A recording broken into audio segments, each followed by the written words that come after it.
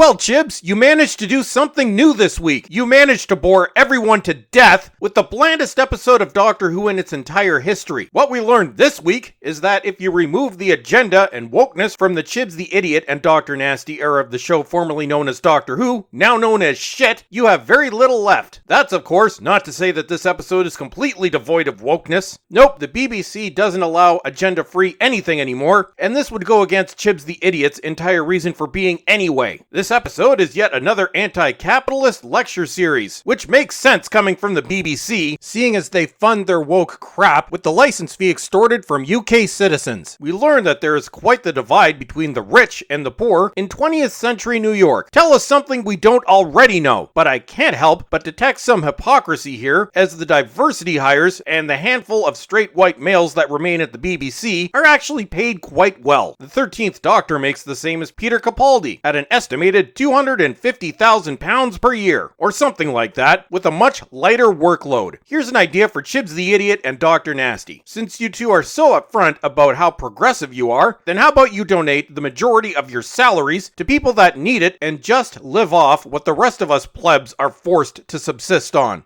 Yeah, I thought not. The only positive part of this borefest is a decent portrayal of Nikola Tesla from Dr. Kovac from ER. Honestly, man, what the hell are you doing on this show? You're better than this. They didn't really tell you what you were getting into, did they? Don't worry, man. You're not the first. We begin with a chase, and then, of course, Dr. Nasty comes in and sets the cringe meter to max in 0.2 seconds with their failed attempts at quirkiness. Every second of her on screen is like a visit to the dentist for a root canal, and the dentist forgets to use a freezing agent. It's like she is deliberately trying to be more annoying with each episode that passes. There's another thing that struck me about this episode. All the performances, aside from Tesla, are terrible. Ryan and Yaz are just there. Well, nothing's different this week then, and you can tell that Bradley Walsh just doesn't give two shits anymore. Thomas Edison is, of course, portrayed as a complete douchebag, largely because there has to be at least one old white douchebag per episode in Chibs the Idiot's era scripts. And, as I say, they need somebody to represent the evil capitalist patriarchy. Some mind-numbing boredom happens, and another possessed white dude terrorizes them, and Tesla and Wooden Plank Yaz end up on a ship. There we meet the Queen of the Skithra, who looks eerily similar to the Rachnos. Is this being lazy, Chibs, or just trying to be clever? Newsflash, nobody cares! The Queen wants Tesla to fix her ship, or something, whatever. I was too bored to care at this point. The Queen threatens to kill Wooden Plank Yaz if Tesla doesn't comply, perhaps the only time I got excited during this entire 50 minutes that I'll never get back. But then the always annoying hyperactive Dr. Nasty comes in to save the day. We get some more of the worst CGI since the show came back. I guess that initiative is in full force in your effects department now too, BBC. Then it ends. All is well and nobody cares. It takes a special level of I don't give a shit to make Doctor Who, or the show formerly known as Doctor Who, this dull. But Chibs and friends managed to pull it off. This work of brilliance was written by Nina Mativier, who seems to have written nothing but children's TV shows, and my god does it show here. I guess she focuses on bedtime stories. There are so many talented writers out there that could easily write a decent episode of Doctor Who. But no, let's just give our handful of scripts to the least suitable people possible.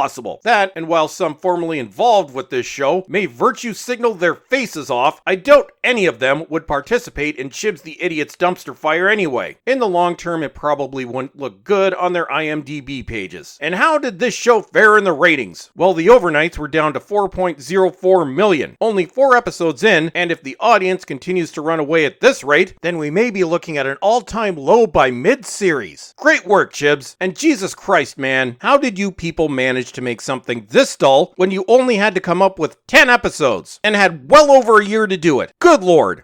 And that's it for today. Don't forget to subscribe and check your subscription and notification status because YouTube is being shady on these things lately.